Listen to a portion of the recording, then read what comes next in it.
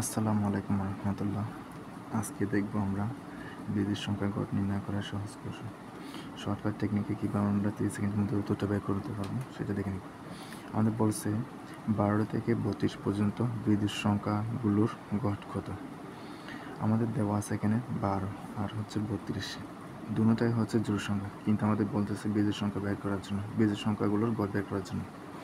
তাহলে এখানে 12 পরে হচ্ছে বীজের সংখ্যা হচ্ছে আমাদের কত, 12 পরে হচ্ছে 13। তাহলে 12 থেকে যেহেতু বলছে 12 আগে থেকে ধরা যাবে না, তাহলে 12 পর থেকে ধরতে হবে। তাহলে 12 পরে হচ্ছে 13, 12 পরে বীজের সংখ্যা হচ্ছে 13। এখন 32-এর আগে বীজের সংখ্যা হচ্ছে আমাদের 31। তাইলে এখন আমাদের 12 পরে বীজের সংখ্যা হচ্ছে 13, এরপরে 32-এর আগে বীজের সংখ্যা হচ্ছে 31। এখন দুটো আমরা যোগ করবো, যোগ করে 2 দিয়ে ভাগ করলে উত্তরটা বেরিয়ে যাবে।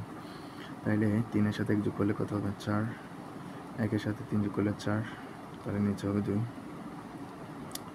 এখন 44-টা 2 দ্বারা ভাগ করলে আসে আমাদের 22, তাহলে উত্তর হবে 22। ক উত্তর।